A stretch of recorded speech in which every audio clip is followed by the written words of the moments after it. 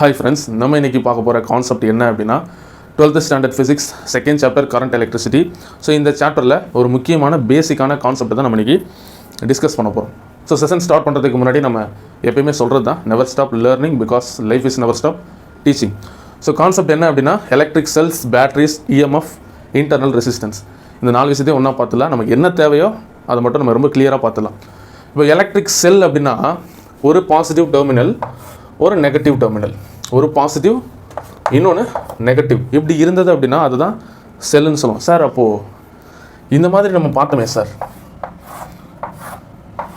So இந்த மாதிரிலாம் நம்ம ரெசிஸ்டரை கனெக்ஷன்லாம் பண்ணி இந்த மாதிரிலாம் பார்த்தோமே சார், ஒரு பாசிட்டிவ் ஒரு நெகட்டிவ், இதை நம்ம பேட்டரின்னு தானே சார் பார்த்தோம், செல்லுன்னு சொல்கிறீங்களே தோணுச்சு அப்படின்னா பேட்டரி பார்க்கும்போது இன்னும் கிளியராக புரியும். ஓகே, தோணுச்சுன்னா நல்லது, தோணலை அப்படின்னா இதை பார்த்ததுனாவது உங்களுக்கு தோணணும். ஓகே, இப்போ நான் சொன்ன விஷயம் என்ன, ஒரு பாசிட்டிவ் ஒரு நெகட்டிவ் இருந்தால் செல்லுன்னு சொன்னேன். ஆமாம், ஒரு பாசிட்டிவ் ஒரு நெகட்டிவ் மட்டும் இருந்தால் அது செல்லு. ஒன்றுக்கு மேற்பட்டு, ஸோ மோர் தென் ஒரு பாசிட்டிவ் நெகட்டிவ் தாண்டி இருந்தது அப்படின்னா அதை நம்ம பேட்டரின்னு சொல்லுவோம். ஒன் பை ஒன்னாக பார்க்கலாம். கிளியர்? இப்போது நமக்கு நம்ம புக்கில் ஒரு சின்ன எக்ஸ்பெரிமெண்ட் மாதிரி கொடுத்துருப்பாங்க. எப்படின்னா நமக்கு செல்லை எப்படி நம்ம கெமிஸ்ட்ரி படி நம்ம பண்ணலாம் அப்படின்ற மாதிரி அது இருக்கும். ஒன்றும் இல்லை, ரொம்ப சிம்பிளாக 2 எலக்ட்ரோட்ஸ் எடுத்திருப்பாங்க. எலக்ட்ரோட்ஸ்னால் என்ன இருக்கோ தெரியுமா? எலக்ட்ரோட்ஸ் கெமிஸ்ட்ரியில் கேள்விப்பட்டிருப்பீங்க, எங்கேயாவது கேட்ட மாதிரி இருக்கா? ஒன்றும் கிடையாது, தண்டுன்னு சொல்லுவோம். தண்டுனா அந்த இப்போ இதுக்குள்ளே ஒரே ஒரு பர்டிகுலர் சார்ஜ் இருக்கும், அதே மாதிரி இதுக்குள்ளேயும் ஒரே ஒரு பர்டிகுலர் சார்ஜ் இருக்கும். பாருங்களேன், இது பாசிட்டிவ், ஓகே பாசிட்டிவ், இது ஃபுல்லாக பாசிட்டிவ் நான் எடுத்துக்கிறேன். இப்போ நான் பாசிட்டிவ்னு சொன்னேன்னா என்ன எழுதலாம்? கார்பன் எழுதலாமா? கார்பன். Okay, ton. ஸோ அப்போ இதை நான் நெகட்டிவ்னு சொல்கிறேன். கண்டிப்பாக இது பாசிட்டிவாக இருந்தால் அதுக்கு ஆப்போசிட் எலக்ட்ரோடு நெகட்டிவாக தான் இருக்கும். அது எனக்கு ஜிங்க்னு சொல்லலாம். கரெக்டாக? ஜிங்க். சரி, ப்ளஸ்ஸு மைனஸ். இப்போ இந்த 2 எலக்ட்ரோடையும் ஒரு ஆசிட்டில் இம்மர்ஸ் பண்ணி வைக்கிறேன். அதுக்கு நான் ஒரு வெசல் எடுத்துக்கிறேன், இல்லை அப்படின்னா ஒரு பீக்கர், அந்த மாதிரி கூட நீங்கள் சொல்லலாம், தப்பு இல்லை. ஸோ இந்த மாதிரி இம்மர்ஸ் தான் என்னென்னா அமுக்கி வைக்கிறது, இல்லைன்னா மூழ்கி வைக்கிறது. ஸோ என்ன விஷயம் அப்படின்னா இந்த லிக்யூடுக்குள்ளே இந்த 2 இருக்கும். இவ்வளோ தான் மேட்ரு. இந்த 2த்தையும் நான் என்ன பண்ணியிருக்கேன், இந்த மாதிரி செட்டப் பண்ணி வச்சுருக்கேன். அமுக்கி மூழ்கிற மாதிரி செட் பண்ணி வச்சுருக்கேன். எதுக்கு சார் அப்படின்னா இதை நம்ம இந்த லிக்யூட் இருக்குல்ல, இது H2SO4. என்ன H2SO4 அப்படின்னா யாருக்கோ தெரியுமா? Correct, sulphuric acid, king of acid அப்படின்னு சொல்லுவோம். கரெக்டாக, கிங் ஆஃப் த ஆசிட் அப்படின்னு சொல்லுவோம், சல்ஃபியூரிக் ஆசிட். ஏன் சார் அந்த இடத்துல சல்ஃபியூரிக் மட்டும் யூஸ் பண்ணுறோம், ஏன் சார் HCl யூஸ் பண்ணக்கூடாதான்னு கேட்டால் கண்டிப்பாக கூடாது. ஏன்னா இந்த சல்ஃபியூரிக் ஆசிட்டுக்கு நமக்கு இந்த எலக்ட்ரிசிட்டியை கண்டக்ட் பண்ணக்கூடிய திறன் இருக்குது. அதனால் சல்ஃபியூரிக் ஆசிட் யூஸ் பண்ணியிருப்பாங்க. அதே மாதிரி இதில் கான்சன்ட்ரேட்டட் சல்ஃபியூரிக் ஆசிட் யூஸ் பண்ணக்கூடாது, ஏன்னா அதுக்கு ரொம்ப பவர் அதிகம் இல்லையா? ஸோ ரியாக்ஷன் டைம் பார்த்திங்கன்னா கம்மியாக எடுத்துக்கும். புரியும்னு நினைக்கிறேன். ஸோ நான் இதை சொல்லும்போது புரியும். இப்போது பொட்டன்ஷியல் டிஃப்ரென்ஸ் கிரியேட் ஆகிறதுக்கு இந்த எலக்ட்ரிக் செல்ஸுக்கு நம்ம இந்த மாதிரி செட் பண்ணி வச்சுருக்கோம். பொட்டன்ஷியல் டிஃப்ரென்ஸ்னால் நமக்கு 2 விஷயம் கண்டிப்பாக, 2 பாயிண்ட்டு, 2 எண்டு, 2 விஷயம் தேவைப்படுன்றது உங்களுக்கே தெரியும். அப்போ இது பாசிட்டிவ், இது நெகட்டிவ். இப்போது இது மாதிரி நான் இம்மர்ஸ் பண்ணி வைக்கும்போது இந்த ஆசிட்டில் எனக்கு இந்த 2 எலக்ட்ரோடுமே எனக்கு ரியாக்ட் ஆக ஆரம்பிக்கும். ஸோ அப்போது எனக்கு டைலூட்னா தண்ணி மாதிரி, அந்த மாதிரி இருக்கும்போது ரியாக்ஷனோட டைம் ரொம்ப அதிகமாக, அதாவது அதிகமாக இல்லாமல் நீண்ட நேரம் எடுத்துக்கும். எனக்கு நீண்ட நேரம் எடுத்துக்கும். கான்சன்ட்ரேட்டட் எடுத்தோன்னா கம்மியான டைம்லேயே அந்த பவர் முடிஞ்சிடும். ஸோ அதனால் கான்சன்ட்ரேட்டட் H2SO4 யூஸ் பண்ண மாட்டாங்க, டைலூட் தான் யூஸ் பண்ணுவாங்க. இப்போது எனக்கு இந்த இடத்துல ரியாக்ஷன் அதிகமாக நடக்கும். இப்போது எனக்கு இந்த இடத்துல நெகட்டிவ் சார்ஜ் இருக்குது அப்படின்னா இங்கே எனக்கு என்ன பொட்டன்ஷியல் டிஃப்ரென்ஸ் என்ன, நமக்கு என்ன தெரியும்? எலக்ட்ரான் நெகட்டிவ் டெர்மினலில் இருந்தால் நமக்கு கரண்ட்டுக்கு ஆப்போசிட் டைரெக்ஷனில் தான் எலக்ட்ரான் ஃப்ளோ ஆகும். இப்போ இந்த இடத்துல n நம்பர் ஆஃப் எலக்ட்ரான் இருக்கும், இதில் n நம்பர் ஆஃப் பாசிட்டிவ் இருக்கும். இப்போ இந்த இடத்துல இருந்து 2 எலக்ட்ரான் இல்லை 3 எலக்ட்ரான் எனக்கு வெளியில் வருது அப்படின்னா எப்படி? இந்த எலக்ட்ரோடில் இருந்து 3 எலக்ட்ரான் வெளியில் வருது அப்படின்னா அட் த சேம் டைம் இங்கேருந்து 3 பாசிட்டிவ் எனக்கு வெளியில் போகும். இங்கே இருக்கிறதெல்லாம் இங்கே போய் எனக்கு அட்ராக்ட் ஆக ட்ரை பண்ணும், இங்கே இருக்கிறதெல்லாம் இங்கே எனக்கு அட்ராக்ட் ஆக ட்ரை பண்ணும். அப்படி பண்ணுறதுனால எனக்கு இந்த இடத்துல பொட்டன்ஷியல் டிஃப்ரென்ஸ் க்ரியேட் ஆகும். ஸோ நமக்கு இதை வச்சு பார்த்தா அப்படின்னா ஒரு மாதிரி நொரையாக வரும், பபுள்ஸாக வரும், பார்த்தாலே தெரியும். ஸோ அப்போது எனக்கு இந்த எண்டுலையும் நீ ஒரு பல்பை கலெக்ட் பண்ணாலோ, இல்லை ஏதாவது ஒரு கண்டக்டரை கனெக்ட் பண்ணாலோ, இந்த இடத்துல ஒரு பல்போ ஒரு கண்டக்டரோ ஏதோ ஒன்று கனெக்ட் பண்ண அப்படின்னா உனக்கு இதில் இருக்கக்கூடிய எலக்ட்ரிக் ஃபீல்டு இங்கே தெரியும். ஓகே, கரண்ட் எனக்கு உருவாகிறது எனக்கு தெரியும் இந்த இடத்துல. நீ ஃபார் எக்ஸாம்பிள் மல்டிமீட்டர் வச்சு நீ செக் பண்ணால் கூட நமக்கு இருக்கும், கேல்வனோமீட்டர் வச்சு செக் பண்ணால் கூட நமக்கு டிஃப்ளெக்ஷன் காட்டும். கரெக்டாக என்ன விஷயம் அப்படின்னா, எனக்கு இந்த எலக்ட்ரோன்லேருந்து 2 எலக்ட்ரான் வெளியில் வரும், இதுலேருந்து புரோட்டான் பாசிட்டிவ் ஒன்று வெளியில் போகும். ஸோ இந்த மாதிரி நடக்கிறதுனால எனக்கு ஒரு பொட்டன்ஷியல் டிஃப்ரென்ஸ் கிரியேட் ஆகும். பொட்டன்ஷியல் டிஃப்ரென்ஸ்னால் ஒரு ஃபோர்ஸ் மாதிரி, ஒரு ப்ரெஷர் மாதிரி அப்படிங்காம வச்சுக்கோங்க. ஸோ அது இந்த எண்டு நீ ஒரு வயரை கனெக்ட் பண்ணி எனக்கு ஒரு பல்பையோ இல்லை ஒரு கண்டக்டரையோ வச்ச அப்படின்னா கரண்ட் ஃப்ளோ இருக்கும். இந்த ப்ராசஸுக்கு பேர் கெமிஸ்ட்ரியில் எலக்ட்ரோலைசிஸ்ன்னு சொல்லுவாங்க. எலக்ட்ரோலைசிஸ்ன்னு சொல்லுவாங்க. நீங்கள் படிச்சிருப்பீங்க இல்லைனா படிப்பீங்க. ஓகே, ஸோ எனக்கு இது வந்து ஒரு சிம்பிள் எலக்ட்ரிக் செல், அதுக்கான சர்க்யூட். ஒரு பாசிட்டிவ் ஒரு நெகட்டிவ் இருக்கும். அந்த மாதிரி இருந்தது அப்படின்னா இதை நம்ம செல்ஸ்ன்னு சொல்லுவோம். இதில் ஏதாவது டவுட் இருக்கா? கண்டிப்பாக இருக்காது. சரி சார், இப்போ பேட்டரி அப்படின்னா நல்லா பாருங்கள், ஒரு பாசிட்டிவ் ஒரு நெகட்டிவ். ஓகே, ஒரு பாசிட்டிவ் ஒரு நெகட்டிவ். அதே மாதிரி எனக்கு இன்னொரு பாசிட்டிவ் இன்னொரு நெகட்டிவ் இந்த மாதிரி இருந்தது அப்படின்னா புரியும், பாசிட்டிவ் நெகட்டிவ். இது நம்ம என்ன சொல்லுவோம், இப்போ தான் சொன்னேன், ஒரு பாசிட்டிவ் ஒரு நெகட்டிவை செல்லுன்னு சொன்னேன். இதே மாதிரி இன்னொரு செல்லை கனெக்ட் பண்ண அப்படின்னா எப்படி சீரியஸாக மைனஸ் கூட ப்ளஸ், இது மைனஸ். சார் 2 தான் இருக்கணுமா? இல்லை, 2க்கு மேலே எத்தனை வேணாலும் இருக்கலாம். ஸோ அப்போ இன்னொன்று கூட போட்டுக்கலாம், தப்பு கிடையாது. ஒரு பாசிட்டிவ் ஒரு நெகட்டிவ் போடுவோமா, ஒரு பாசிட்டிவ் ஒரு நெகட்டிவ். ஸோ இந்த மாதிரி எனக்கு ஒரு நெகட்டிவ் கூட ஒரு பாசிட்டிவ், இந்த மாதிரி கண்டினியூஸாக எனக்கு கனெக்ட் ஆகிருக்கும். ஸோ இதை தான் பேட்டரின்னு சொல்லுவோம். கிளியராக இப்போ இந்த செல்லுக்கும் பேட்டரிக்கான வித்தியாசம் தெளிவாக புரிஞ்சிருக்கும். சார் அப்போ நடைமுறையில் ஏன் சார் நம்ம இதை பேட்டரின்னு சொல்கிறோம்? ஏன்னா நம்ம ஒரே ஒரு செல்லை போட்டு அது பேட்டரின்னு சொல்லிடுவோம், பிடி அப்படின்னு சொல்லிடுவோம். ஒன்றும் கிடையாதுங்க, சோம்பேறித்தனம் தான். அது வந்து இந்த மாதிரி 2 வரையணும். பேட்டரிக்கு பேசிக்காக 2 செல்லை கனெக்ட் பண்ணி காட்டணும், அதுதான் ரூலு. அது என்னது, நாட்கள் ஆக ஆக நமக்கு சோம்பேறித்தனம் அதிகமாகி ஒரு செல்லை நீங்கள் வச்சுக்கலாம், அது பேட்டரினும் நீங்கள் வந்து டினோட் பண்ணிக்கலான்ற மாதிரி வந்துருச்சு.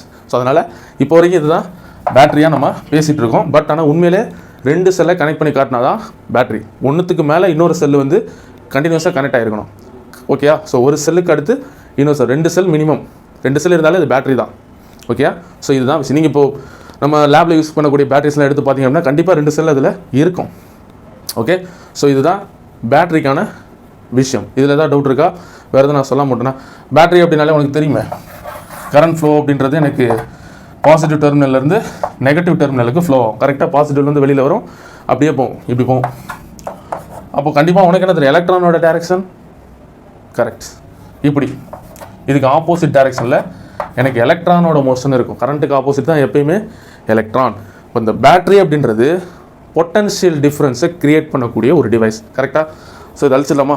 இது உங்களுக்கு புரிஞ்சிருக்கும். ஸோ இவ்வளோ தான் எலக்ட்ரிக் செல்லோட கான்செப்ட். என்னென்னா பேட்டரி தானே பார்த்துட்டு இருந்தோம். சரி, ஓகே, இதை சொல்லிடுறேன்.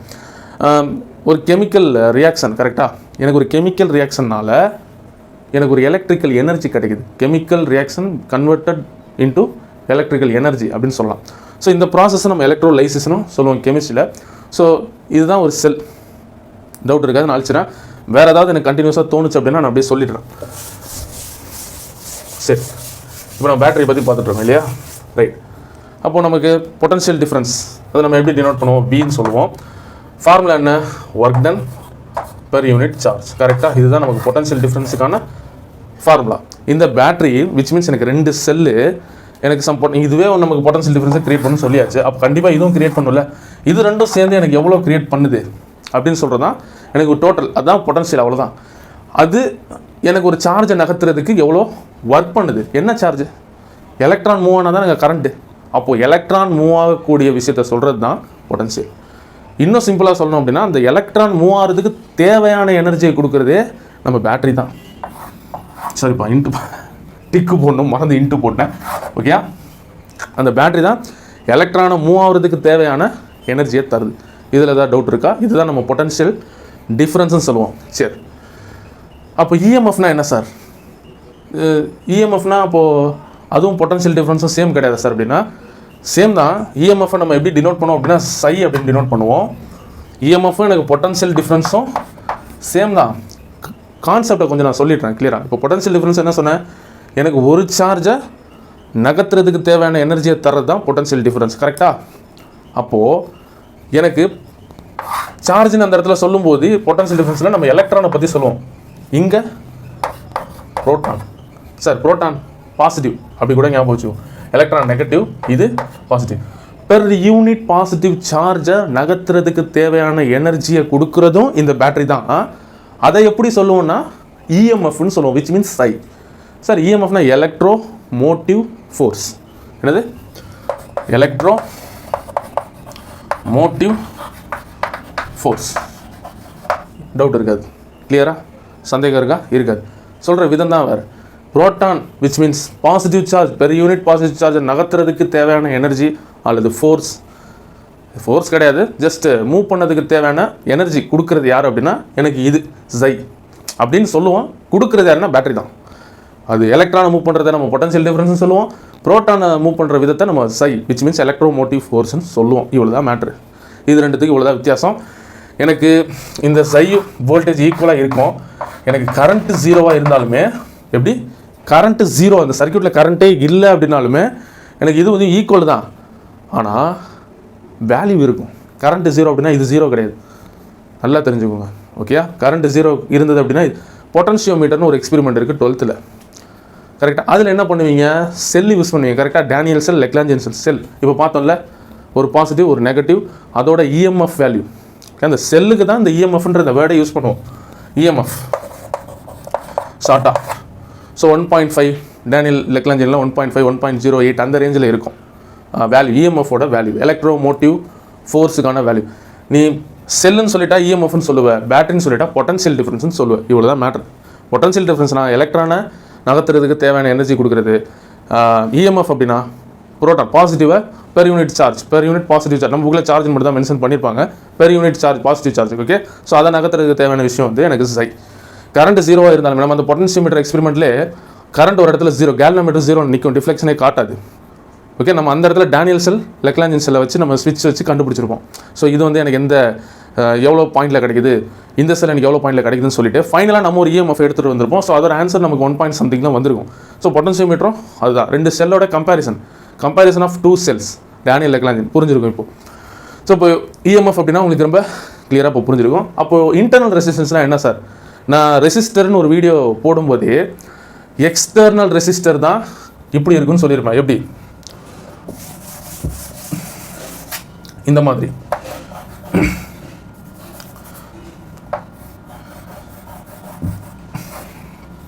இந்த மாதிரி ஒரு பேட்டரியிலையோ இல்லை ஒரு சர்க்யூட்லேயோ கனெக்ட் பண்ணும்போது இந்த ரெசிஸ்டரை நான் எக்ஸ்டர்னல் ரெசிஸ்டர் தான் சொல்லியிருப்பேன். எக்ஸ்டர்னல் அந்த விஷயத்துக்கு தாண்டி. ஓகே, அப்போ இன்டர்னல் சொல்லும்போது இப்போ நான் இந்த ரெசிஸ்டரை பேட்டரி கூட கனெக்ட் பண்ணுறேன்னு வச்சுக்கோங்க. ஒரு உதாரணத்துக்கு சொல்கிறேன். பேட்டரினா எனக்கு 2 செல்ஸுக்கும் இல்லை 2க்கும் மேற்பட்டு இருக்கக்கூடிய செல்ஸ். தமிழில் வந்து மின் கலன்கள்னு சொல்லியிருப்பாங்க. இப்போ பேட்டரியை மின் கலன்னு சொல்லியிருப்பாங்க. ஓகே, இஎம்எஃப் மின் இயக்கு விசைன்னு சொல்லியிருப்பாங்க. பொட்டன்ஷியல் டிஃபரன்ஸை மின் அழுத்த வேறுபாடு அப்படின்னு சொல்லியிருப்பாங்க. இதெல்லாமே தமிழில் இருக்கக்கூடிய வேர்ட்ஸ். இன்டர்னல் ரெசிஸ்டன்ஸை அகமின் தடைன்னு சொல்லியிருப்பாங்க. மின் தடை தான் ரெசிஸ்டன்ஸ், தடுக்கிறது. ஓகே, ஸோ இதெல்லாம் பார்த்துக்கோங்க. ஓகே, ஸோ தமிழ் வேர்ட்ஸ் அப்படி கொஞ்சம் ட்ரான்ஸ்லேட் பண்ணிட்டீங்கன்னா தமிழ் மீடியமும் இது ஈஸி. ப்ளஸ் அவங்களுக்கு வந்து அந்த புக்கில் ஸ்டோரி மாதிரியே கொடுத்துருக்கனால ஒன்றும் பெரிய கன்ஃபியூஷன் இருக்காது. வேர்ட்ஸ் மட்டும் தான் கொஞ்சம் மாறும். சரி, இப்போ பாருங்கள். இன்டர்னல் ரெசிஸ்டன்ஸ் அப்படின்னா இந்த பேட்டரி இருக்குது, இது கூட நான் ஒரு ரெசிஸ்டரை கனெக்ட் பண்ணியிருக்கேன். இதை நம்ம என்ன சொல்லுவோம்னா எக்ஸ்டர்னல்னு சொல்லுவோம். ஏன்னா எனக்கு எக்ஸ்ட்ராவாக தேவைப்படுதுப்பா, எக்ஸ்ட்ராவாக தடுக்கணும்ப்பா. சரி, அப்போ எக்ஸ்ட்ராவாக தடுக்கணும்னா அப்போ ஆல்ரெடி ஏதோ ஒன்று தடுக்கும்ல, அது என்னென்னா அதுதான் பேட்ரி. பேட்ரியிலையும் எனக்கு ரெசிஸ்டன்ஸ் இருக்கும். இன்டர்னலாக இருக்கக்கூடியதுனால அது இன்டர்னல் ரெசிஸ்டன்ஸ்னு சொல்லுவோம்ப்பா. இவ்வளோதான்ப்பா விஷயம். சார் பேட்டரிக்கு மட்டும் தான் இருக்குமா சார் அப்படின்னு கேட்டான்னா, பேட்டரிக்கு மட்டும் இல்லை, எல்லா மெட்டீரியலுக்குமே எனக்கு இந்த இன்டர்னல் ரெசிஸ்டன்ஸ் அப்படின்றது இருக்கும். இதை நம்ம ஸ்மால் ஆரில் டினோட் பண்ணுவோம், இதை கேபிட்டல் ஆரில் டினோட் பண்ணுவோம். எக்ஸ்டர்னல்னாலே கேபிட்டல் ஆர், இன்டர்னல்னா ஸ்மால் ஆர் ரெசிஸ்டன்ஸ். சிம்பிளா. சார் பேட்டரி எப்படி சார் ரெசிஸ்ட் பண்ணோம் அப்படின்னு கேட்கலாம். ஒரு எலக்ட்ரான் நகருதுல, ஒரு இடத்துலேருந்து இன்னொரு இடத்துல நகரும்போது இதை அப்போஸ் பண்ணுறதுக்கு ஒரு ஃபோர்ஸ், ஃப்ரிக்ஷன் சொல்லி ஒரு கான்செப்ட் 11th படிச்சிருப்பீங்க. ஸோ அந்த வயரு அதை உரசிக்கிட்டு அந்த மாதிரி, விச் மீன்ஸ் நீங்கள் அப்போஸ் பண்ணதுன்னு சிம்பிளாக ஞாபகம் வச்சுங்க. ஏன் உள்ள இன்னும் டீப்பாக போய் கன்ஃபியூஸ் ஆகிற, அவ்வளோதான். ஒரு எலக்ட்ரான் நகருது அப்படின்னா அதை அப்போஸ் பண்ணுறதுக்கு ஒரு ஃபோர்ஸ் கண்டிப்பாக இருக்கும். ஓகேயா? ஸோ அதுதான் எனக்கு ரெசிஸ்டன்ஸ், இன்டர்னல். ஆனால் அது அந்த அளவுக்கு இருக்காதுப்பா, ரொம்பலாம் அதை அப்போஸ் பண்ணிடாது. அப்படி அந்த எலக்ட்ரான் ரொம்ப அப்போஸ் பண்ணி நின்றுச்சு அப்படின்னா அந்த இடத்துல கரண்ட் ஃப்ளோவே இருக்காது. அது உனக்கே நல்லா தெரியும். கரெக்டாக? ஸோ அதனால் நீ ரொம்ப கன்ஃபியூஸ் பண்ணிக்க வேண்டிய அவசியமே கிடையாது. ஓகே, ஸோ இதுதான் விஷயம். இன்டர்னல் ரெசிஸ்டன்ஸ் அப்படின்னா எல்லா material, conductor, insulator, semiconductor, battery எல்லாமே ரெசிஸ்டன்ஸ். இன்டர்னல் ரெசிஸ்டன்ஸ்ன்றது இருக்கும். நம்ம ஹியூமன் பாடிக்கு எடுத்துக்கிட்டிங்கன்னா இம்யூனிட்டி பவர், நமக்கு ஜுரம் வரும்போதே ஆட்டோமேட்டிக்காக நம்ம பாடி வந்து ரெடி ஆகுதில்ல அதை தடுக்கிறதுக்கு. ஸோ அது மாதிரி இன்டர்னல் உள்ள கரெக்டாக நம்ம இன்ஜெக்ஷன் போடுறோம்ல அது எக்ஸ்டர்னல், அது மாதிரி புரிஞ்சிருக்கும். ஸோ இவ்வளோ தான் விஷயங்க, வேறு எதுவுமே இதில் கிடையாது. ஏதாவது நான் சொல்லாமல் விட்டுருந்தேன் அப்படின்னா உங்களுக்கு நான் வீடியோ போட்டுட்டு இருக்கும்போது அந்த ஸ்க்ரீனில் வந்து தெரியும். கண்டிப்பாக நான் ஏதாவது விட்டுருக்க மாட்டேன். இன்கேஸ் எதுனா 1-2 அப்பப்போ நடக்கிறது தான். உன் புக்கில் இருக்கக்கூடிய விஷயத்தை தாண்டி எதனா தேவைப்படுது அப்படின்னா அதையும் நான் உங்களுக்கு ஸ்க்ரீனில் கிளியராக ஷேர் பண்ணுறேன். பேட்டரியெல்லாம் நமக்கு வந்து மார்க்கெட்டில் இப்போ இருக்கிற மார்க்கெட்லேயே கிடைக்குது. நமக்கு 1.5 வோல்ட்லேருந்து நிறைய எவ்வளோ தேவையோ அவ்வளோ வோல்ட் வரைக்குமே நமக்கு பேட்டரி கிடைக்குது, செல்லுமே கிடைக்குது. இப்போ 1.5 வோல்ட் வந்து எனக்கு வந்து மினிமம் செல் ப்ரொடியூஸ் பண்ணக்கூடிய மினிமம் வோல்டேஜ் பார்த்தீங்கன்னா 1.5 வோல்டேஜ்.